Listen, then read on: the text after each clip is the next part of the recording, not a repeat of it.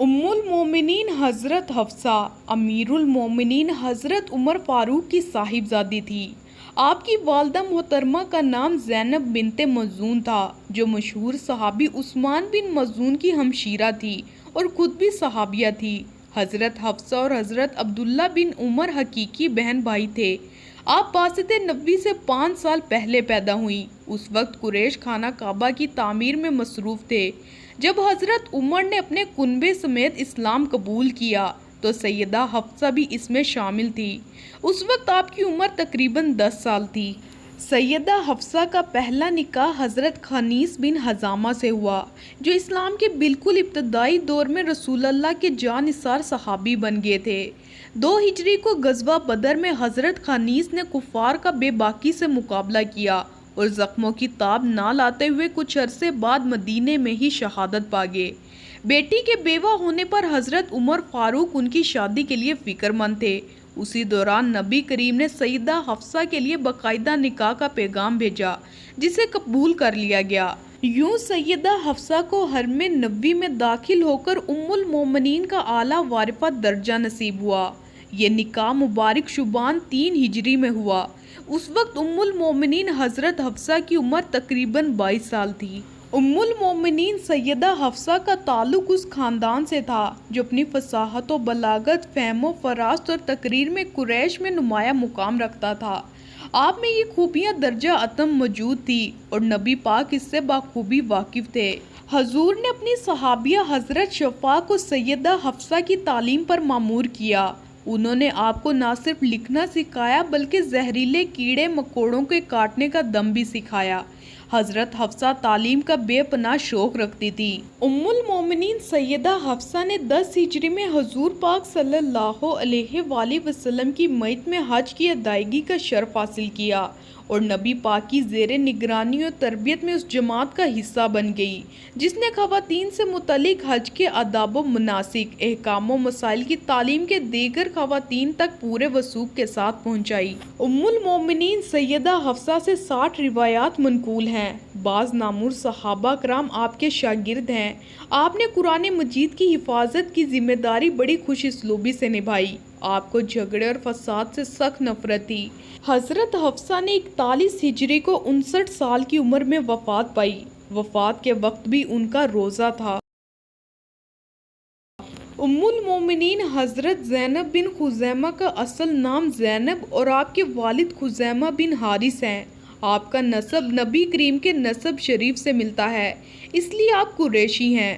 رمضان المبارک سن 3 ہجری کو آپ نے نبی کریم کی زوجیت کا شرف پایا اور ام المومنین کے اعلیٰ مقام پر فائز ہوئیں۔ آپ کا شمار تاریخ کی ان ہستیوں میں ہوتا ہے جو غریب، مسکین نوازی، رحم دلی، سخاوت اور فیاضی جیسے اوصاف میں نہایت بلند مقام پر فائز ہیں۔ یتیموں اور مسکینوں کے ساتھ شفقت کے ساتھ پیش آنے اور انہیں کھانا کھلانے کے باعث آپ کا لقب ہی ام المساکین یعنی مسکینوں کی ماں مشہور ہو گیا تھا۔ آپ ان صحابیات میں سے ہیں جنہوں نے اپنی جانیں رسول اللہ کے لیے وقف کر دی تھی۔ ام المومنین حضرت زینب بنت خزیمہ نے بہت کم عرصہ حضور کی صحبت بابرکت میں گزارا، جس کی وجہ سے آپ کے حالات زندگی بھی بہت کم منقول ہیں، لیکن آپ کا لقب ہی آپ کی پاکیزہ حیات کی عکاسی کرتا ہے۔ پیارے آقا کی زوجیت میں آنے کے فقط 8 ماہ بعد ہی ربیع الاخر 4 ہجری میں 30 برس کی عمر میں آپ کا انتقال ہو گیا۔ سرور کائنات نے آپ کی نماز جنازہ پڑھائی اور تدفین کی۔ ام المومنین حضرت ام سلمہ کا اصل نام ہند تھا اور کنیت ام سلمہ مشہور تھی۔ آپ کا تعلق خاندان بنی مخزوم سے تھا۔ آپ کے والد کا نام ابو امیہ بن مغیرہ اور آپ کی والدہ کا نام عتقہ بن عامر تھا۔ آپ کے والد فیاضی اور دریا دلی کی وجہ سے زادر رکب کے نام سے مشہور تھے، کیونکہ وہ جب بھی سفر پر جاتے تو پورے قافلے کے اخراجات خود برداشت کرتے تھے۔ شوال سن 4 ہجری کو آپ نے نبی کریم کی زوجیت کا شرف پایا اور ام المومنین کے اعلیٰ مقام پر فائز ہوئیں۔ حضرت ام سلمہ کا یہ شرف ہی کم نہیں کہ وہ شہنشاہ کونین کی محبوب زوجہ مطہرہ تھی۔ آغوش اسلام میں آنے کے بعد اللہ تعالیٰ نے انہیں علم و فضل، تقوی، طہارت اور بے مثل فہم و فہرست کی دولت سے نوازا۔ صحبت نبی میں رہنے سے جس طرح یہ جوہر چمکے، وہ ہماری تاریخ کا ازول سرمایہ ہے۔ آپ کا علمی مرتبہ بہت بلند تھا۔ آپ نبی پاک کے انداز میں قرآن مجید پڑھ سکتی تھی۔ علم و حدیث میں حضرت عائشہ کے علاوہ کوئی آپ کا مد مقابل نہ تھا۔ حضرت ام سلمہ کو محدثین صحابہ کے تیسرے طبقے میں شامل کیا جاتا ہے۔ آپ اچھے قوت حافظہ کی مالکہ تھی۔ نبی پاک جو بھی ارشاد فرماتے انہیں اپنے ذہن میں محفوظ کرتی جاتی۔ آپ سے 1378 احادیث مروی ہیں۔ اہل بیت سے انہیں اس قدر محبت اور عقیدت تھی کہ حضرت امام حسین کے بچپن ہی میں آپ کی تربیت کی ذمہ داری ان کو دی گئی تھی۔ آپ نے مختلف غزوات اور سرمایہ جیسے غزوہ خیبر، خندق، حدیبیہ، فتح مکہ اور غزوہ حنین میں حضور کے ہمراہ شرکت کی۔ حضرت ام سلمہ کی فہم و فراست کی مورخین نے بہت تعریف کی ہے۔ صلح حدیبیہ میں جب نبی کریم نے کفار مکہ سے صلح کر لی اور صلح کی شرائط بظاہر مسلمانوں کے حق میں نہ تھی، اس لیے لوگ کچھ رنجیدہ تھے۔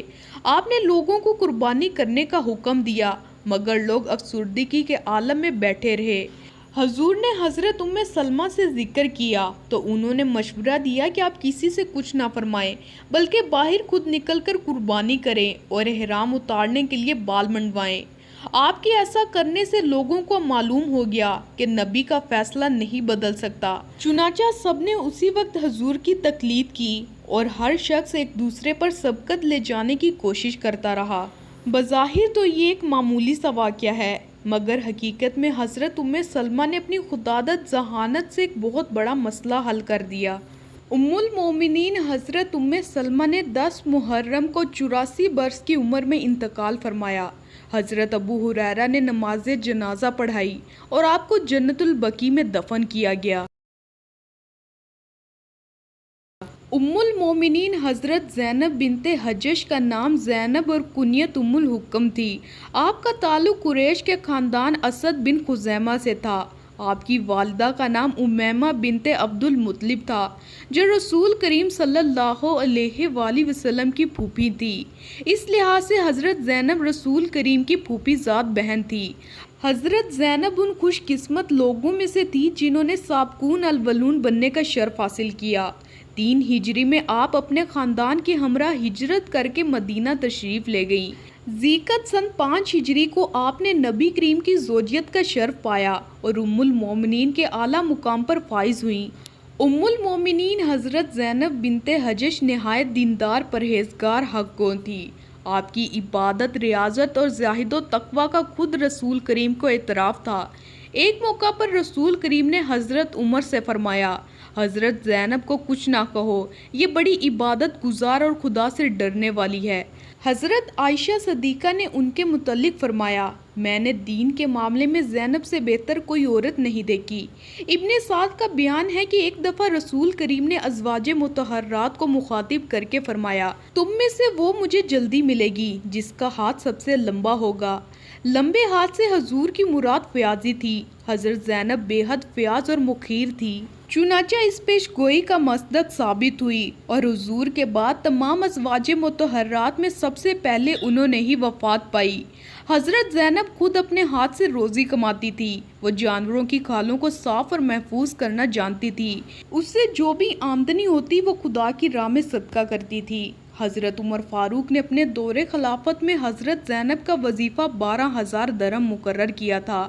یہ وہ وظیفہ ملتے ہی حاجت مندوں میں تقسیم کر دیا کرتی تھی۔ حضرت زینب نے 53 برس کی عمر میں 20 ہجری میں وفات پائی۔ وفات کے وقت آپ نے سوائے ایک مکان کے کوئی ترکہ نہ چھوڑا۔